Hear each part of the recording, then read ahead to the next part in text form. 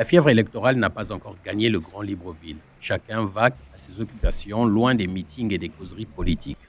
Pourtant, des panneaux, des affiches et des pancartes rappellent que la campagne des législatives et des locales a bel et bien commencé. Quand c'était présidentiel, le peuple était, on peut dire, derrière un seul candidat. Donc on savait déjà qui pouvait gagner. Mais là, le peuple se bat entre qui et qui. Les déroulements sont tellement moroses, les gens ne s'impliquent pas tellement. Le manque de ferveur ne change rien à la particularité de l'élection. Elle donnera accès aux mairies et à l'Assemblée nationale à des élus de proximité. Ils seront alors les porte-voix des sans-voix. Les élections servent à quelque chose. Les législatives, je me dis que c'est des personnes que le peuple choisit pour défendre leurs intérêts devant les grandes instances du pays. Dans le passé, de nombreux candidats ont défilé dans les quartiers. Ils ont promis monts et merveilles à des populations crédules. Une fois élus, plus personne n'a eu de leurs nouvelles. Quand ils viennent, ils font leur campagne, ils sont autour du peuple, après ils disparaissent. Ils vont là 5 ans. C'est après 5 ans qu'ils reviennent encore vers nous. Et ça fait mal. Les promesses non tenues et les projets non réalisés ne manquent pas à Bellevue 1.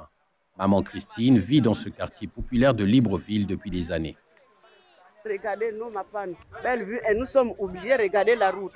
Les autres, les routes sont bien arrangées, mais nous, regardez la route.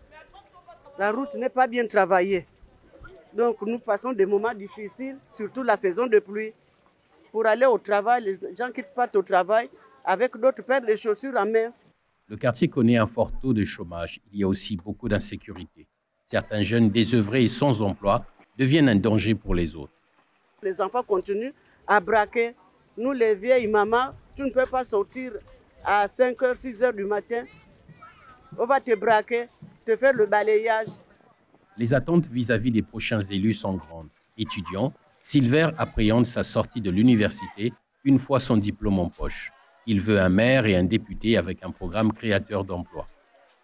Nous, après nos études, par exemple, nous nous rendons compte que le taux de chômage ne cesse de s'accroître. Et c'est quelque chose que nous voulons que ça change. Les populations sont véritablement en difficulté et il va falloir que le député qui sera élu puisse conjuguer véritablement avec les populations pour savoir quels sont les besoins auxquels ils sont confrontés au quotidien et voir dans quelles mesures apporter des solutions.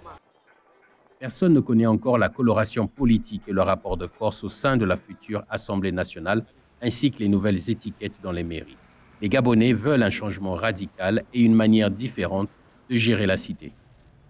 Nous sommes arrivés à la 5e République. Il faut que les personnes qui doivent être à la tête du pays apportent un renouveau dans les attentes des Gabonais. Les élections, on attend voir des nouvelles personnes à l'Assemblée. Les Librevillois que nous avons interviewés affirment tous qu'ils se rendront aux urnes le 27 septembre pour le premier tour et le 11 octobre pour le deuxième tour. Pour ces premières législatives de la 5e République, ils ont ce sentiment nouveau que cette fois, leur voix sera prise en compte.